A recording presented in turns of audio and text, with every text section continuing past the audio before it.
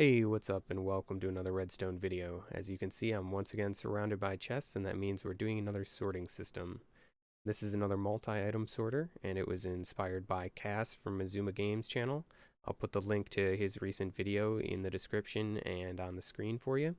He recently showcased his new system, and it's truly a work of art. But I know he's been looking for feedback and suggestions, so I thought I'd take a crack at it, and this is what I got.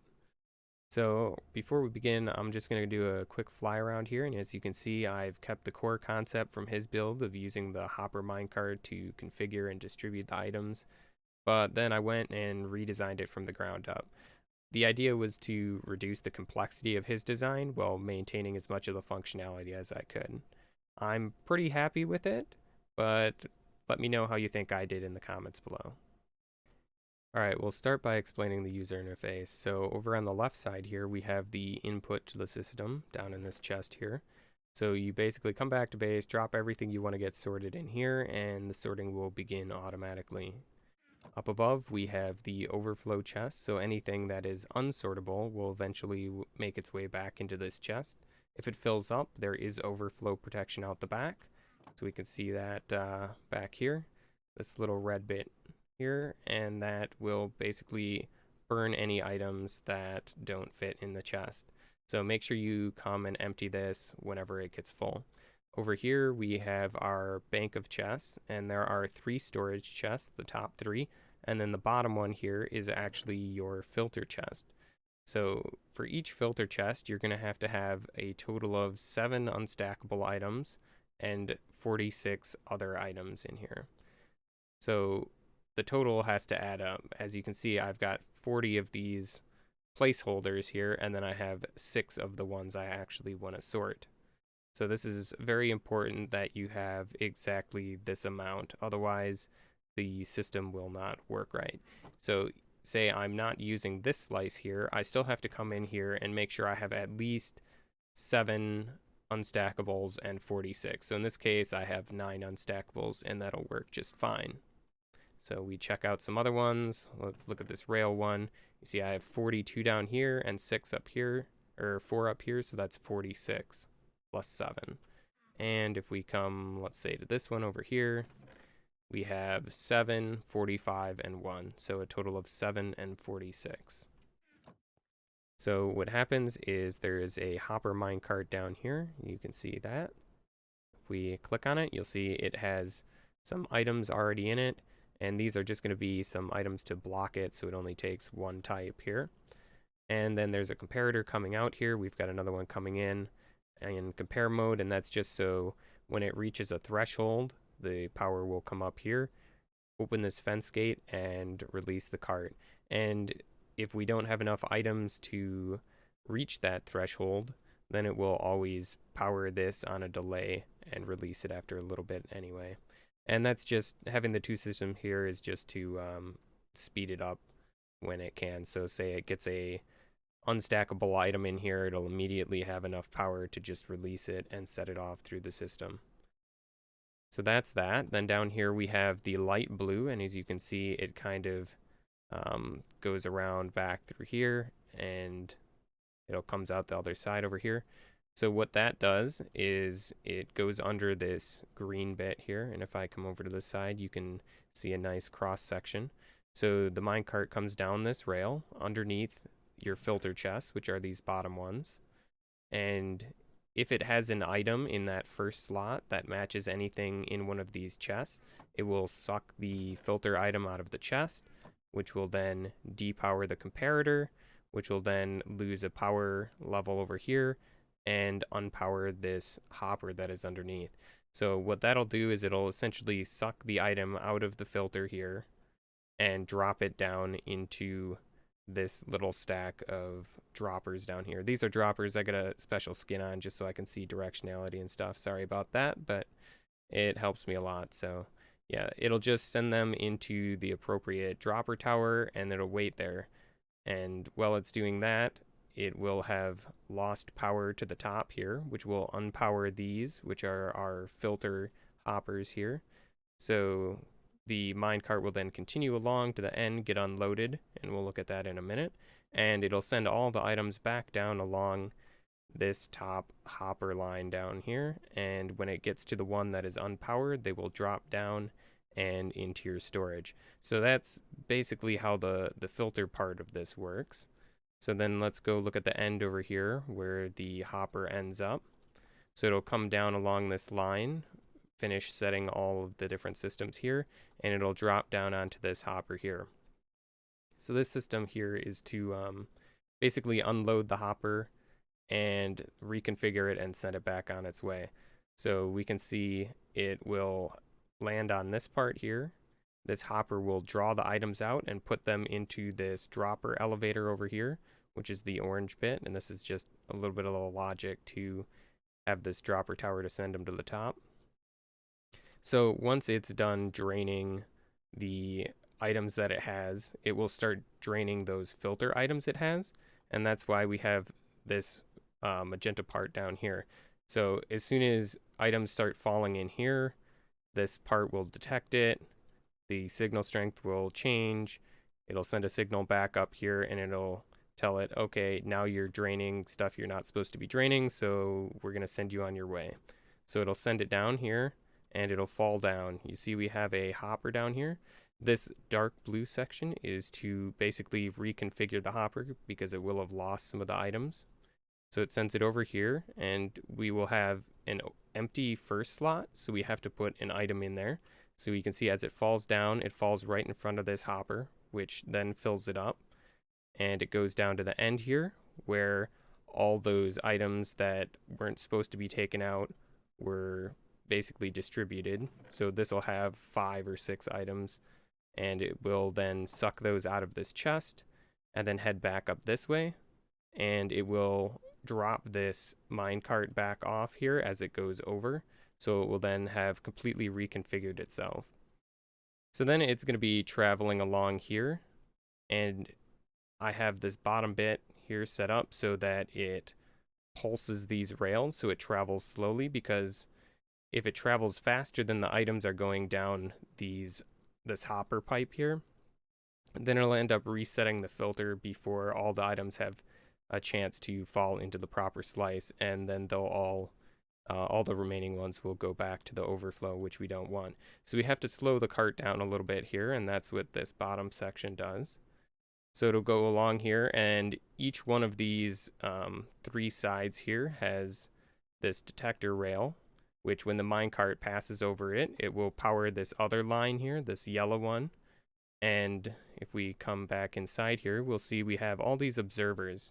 So whenever a slice gets activated, because it detects something that needs to get sorted into there, these sticky pistons will retract and allow the observers to basically detect the change in the rail, and they'll send the item that's been sitting in here back up into the filter chest. So that's how we recycle the items. So it basically just comes back along here, recycling any of the items that were dropped down, and then it kind of bounces here and back into position.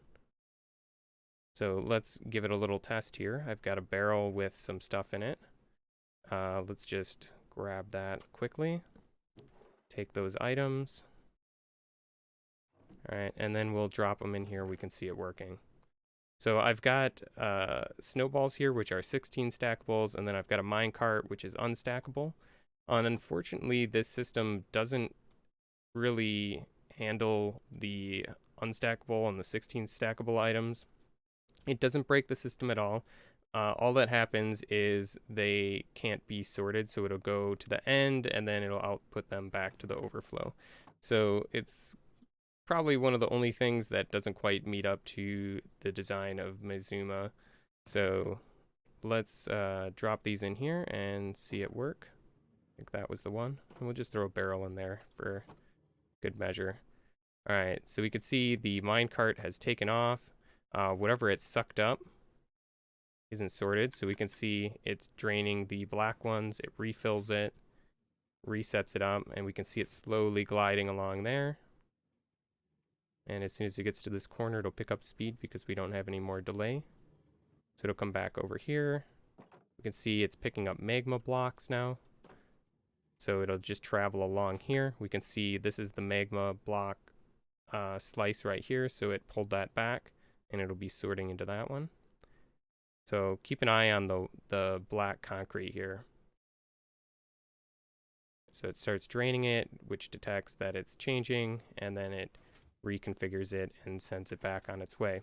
And as it got over this last detector rail here, it updated this, and since this one was pulled back, it sent the magma block back out of here into the filter.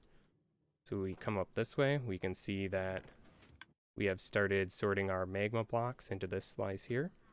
We have also got our redstone over here, our rails, and our blue concrete. So as this slowly drains out, we will see each of those go into their respective slices.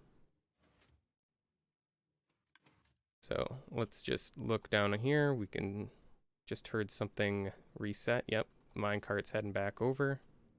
We should see it'll pick up, I believe it picked up an unstackable item. You saw it got released really quick because of the purple circuit shortcut right there. Drop that off. It's going to come back around. Let's see, the next one should be the rails. And I believe the rails are over there, so we'll watch to see the observer get retracted.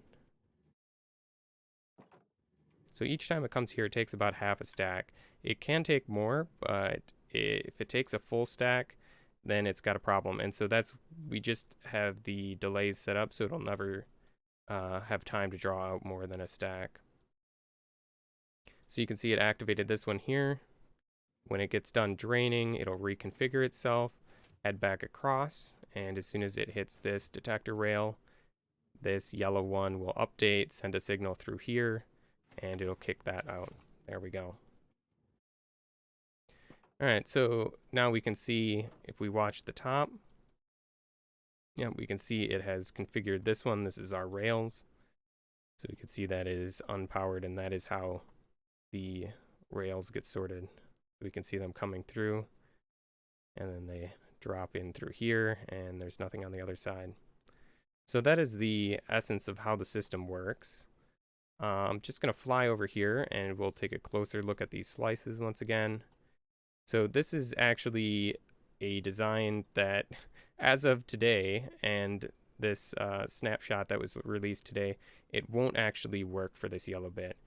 But I went through and checked out the 1.16 version, or at least as far as the snapshot is concerned, and I was able to redesign that. So let's jump over there real quick and take a look at that. Alright, so this is the version of the green circuit that you'll need to build if you're going to be building this sorter in 1.16 plus. You'll notice that there's a couple of changes here. Down below, we have a target block that's getting the signal strength fed into it, and the rest of the circuit remains the same. We still have the note block underneath with the piston and observer.